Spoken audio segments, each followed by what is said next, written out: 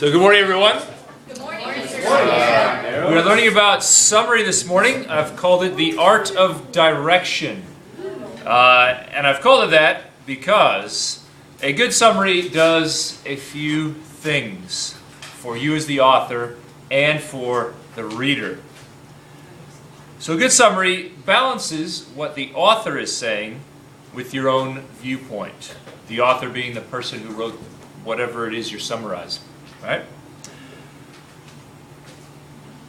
Now there's a fine balance between what the author says and what you say, and we'll get into that a little bit later. A good summary also stays true to what the author says. You shouldn't put words into the author's mouth that aren't there, right? So you shouldn't make up lies about what the author says, because that does a number of things for your credibility as a writer. You should also, a good summary focuses on the points that are useful to you. So in the past, you might have said, summarize all the author's main points. Well, that is true for basic summary.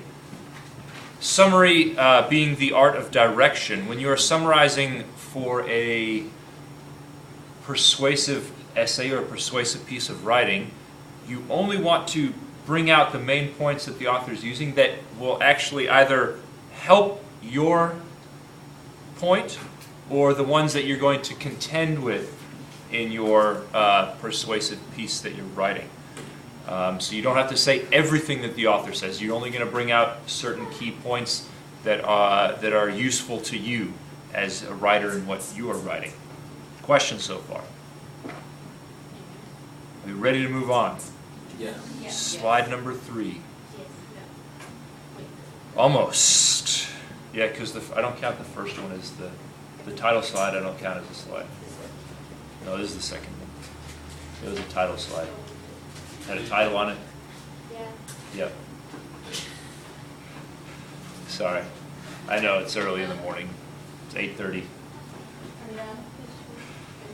All right. Slide number 2 now, yes? Okay. Now the things that you need... You're contradicting yourself. You said 3 and now you're saying 2. No, No, you said no. Did I? No, just move on. Anyway, you guys can figure it out. You're smart. So, things that you need to do when you are summarizing. You need to be respectful of the author's opinions. You shouldn't write, say, slanderous things about the author. You should only write about their opinions, right? Well, you might be using their opinions as contradictions for yours, but you wouldn't do it like, this guy is an idiot for thinking this. That's not what you would say, right? You need to be able to put yourself in the writer's shoes, in the author's shoes. So you have to sort of step back from your own opinions and say to yourself, why is the author writing this? Why has she taken this viewpoint on a subject? Because if you can take yourself out of it and sort of step back and put yourself in their shoes then, and think of it from their perspective, it can help you to understand what they're writing a little bit better. Questions so far? You can slide that if it's in your way. Oh, it's distracting? Okay, I'm sorry. Maybe I'll put pictures of puppies on my PowerPoint, and then it'll be more focused up there. Okay. Hugs. All right. Pictures of cute animals. Remember that. Cute baby animals. Okay.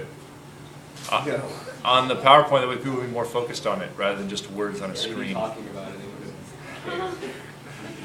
Okay. We ready? Yeah. Okay, next slide. So, here's an example.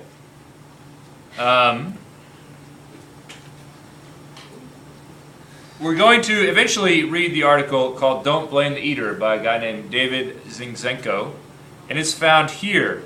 And if you pull up this PowerPoint online or on your cell phone if you have that, You can click that link and it will take you to the article.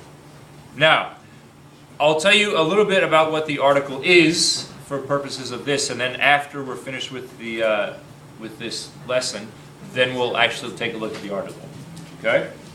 So, the article is by a guy who writes for a magazine called Men's Health.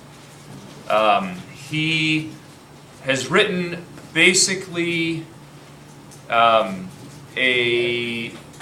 opinionated essay about why fast food is bad for you, and so, but not like as far as the calories and all the stuff in it, but how it is delivered to people, the means of like who they make fast food accessible to, right? And he's basically saying, as the article might suggest, don't blame the person. But by saying don't blame the person, what does that imply? You should blame the restaurants who are selling it, right? So, I'm going to give you an example here of a poor summary of this article. Okay? Now, you don't necessarily have to write all this down unless you want to, because it will be on the PowerPoint that you can get off of School Loop. So, this is what some guy said. So David Zinczenko's article, Don't Blame the Eater, is nothing more than an angry rant in which he accuses the fast food companies of an evil conspiracy to make people fat. I disagree because these companies have to make money. Wow. Okay? Now, I just noticed a punctuation error in here, but that's all right. Well, capitalization error. Right there. I'll fix it later. So, what are some problems? Is anyone wanting to write this down, or are you going to get it later? Okay. Oh, you wanted to write it down? No. No? Okay. You asked what are the problems. So what are some of the problems? If you guys care to share, and then I'll get into the ones that Opinionated, it kind of slanders what It's- the author's trying to say. it's opinionated, it slanders what the author's trying to say. Okay, Zach. And it makes big generalizations. It makes big generalizations. Okay, there's a couple of things. Yeah. So I'm going to some of what you said I have down here already. So the summary gives an unfair distortion. Okay, it says the author goes on an angry rant. If you actually read the article, the tone is not angry. And he's not ranting about stuff. Ranting implies what? Going on and on. You're just going on and on. Everything is coming into play. You're just throwing all your, all your forces at this one thing, and it doesn't matter how they connect, right? He makes it sound very disjointed and very one-sided, right? Another thing that's wrong with it is that he only devotes one sentence to the summary, and then he hastily moves on to his own point, right? This shows a lack of respect for the writer of the article, which, if you didn't already pick that up from the angry rant that he summarized it as, then you could pick that up on how much time he devotes to addressing that author's opinions or summarizing that article. Okay? And another thing that was wrong, we just talked about earlier, the summary is actually